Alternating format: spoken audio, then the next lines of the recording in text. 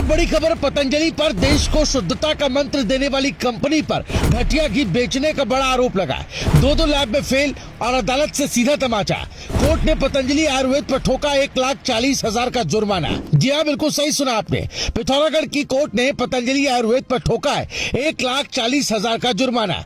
जिस घी को आप परिवार के सेहत समझकर घर में लाते हैं, उसी घी को सरकारी लैब में घोषित कर दिया स्टैंडर्ड से नीचे। आज की सबसे बड़ी और झकझोर देने वाली खबर, पतंजलि का गाय का घी क्वालिटी टेस्ट में 2 बार फेल।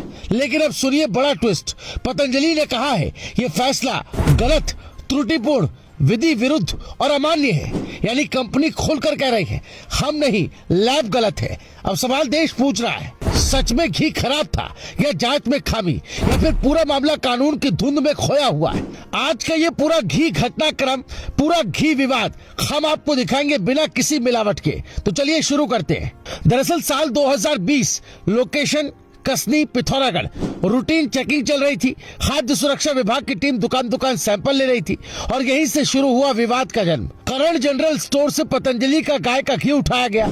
नमूना गया रुद्रपुर की लैब में। कुछ दिन बाद रिपोर्ट आई। रिपोर्ट ने कहा घी फूड सेफ्टी स्टैंडर्ड पर फेल, गुण स्तर घटिया और स्वास्थ्य के लिए संभावित रूप से हानिकारक। ये बड़ा झटका था क्योंकि बात सिर्फ क्वालिटी की नहीं थी, मामला लोगों की सेहत से जुड़ा था। साल 2021 कंपनी को भेजा गया नोटिस, लेकिन जवाब नहीं आया। कुछ महीने बीत गए, फिर अचानक पतंजलि सामने आया और कहा हमें दोबारा जांच चाहिए, वो भी किसी सेंट्रल रेफरल लैब में।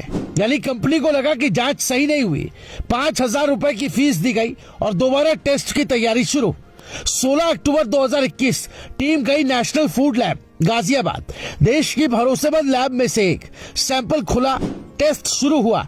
उम्मीदें थी कि शायद अब क्लीन चिट मिलेगी, लेकिन 26 नवंबर 2021 को जो रिपोर्ट आई उसने सबको हिला दिया। दूसरी लैब ने भी कहा घी फेल। जी हाँ, 2 राज्यों के 2 लैब, दोनों ने एक ही निष्कर्ष दिया, घी स्टैंडर्ड में नहीं है।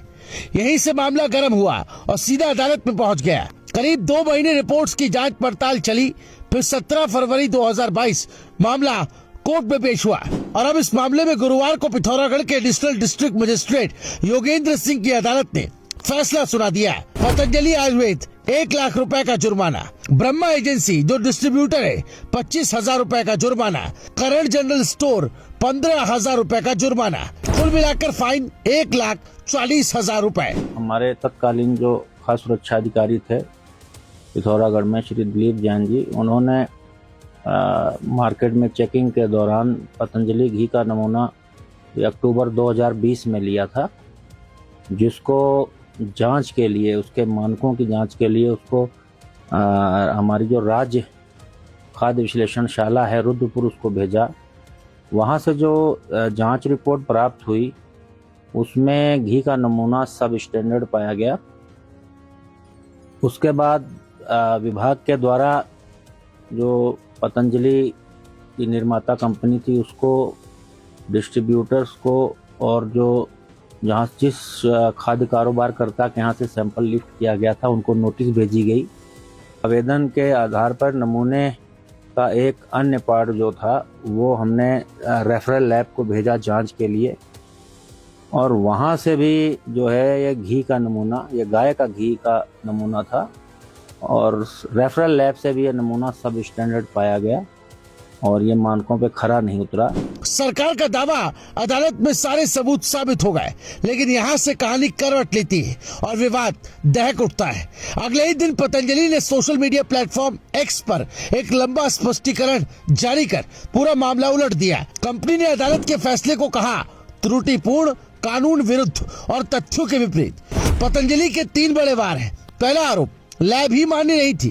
जिस रेफरल लैब ने घी की जांच की वो NABL से घी टेस्टिंग के लिए मान्यता प्राप्त ही नहीं थी। एक सब स्टैंडर्ड लैब ने हमारे बेस्ट घी को सब स्टैंडर्ड बता दिया।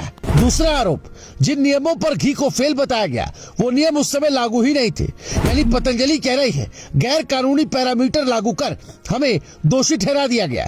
तीसरा और सबसे बड़ा आरोप, दोबारा जांच एक्सपायर सैंपल पर की गई। पतंजलि का दावा है कि जब रीटेस्ट हुआ तब उस सैंपल की एक्सपायरी डेट निकल चुकी थी। कंपनी कहती है कानून साफ कहता है एक्सपायर सैंपल पर की गई जांच अमान्य होती है, लेकिन कोर्ट ने इस पर गौर ही नहीं किया।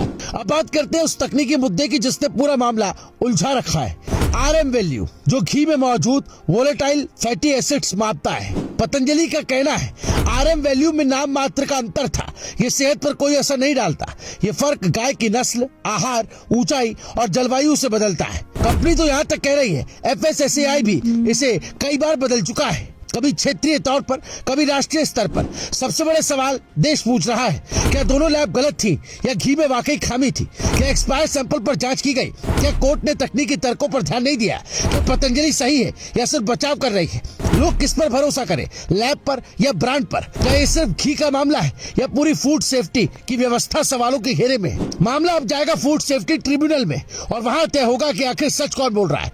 एक तरफ अदालत का आदेश, दूसरी तरफ पतंजलि का जोरदार पलटवार।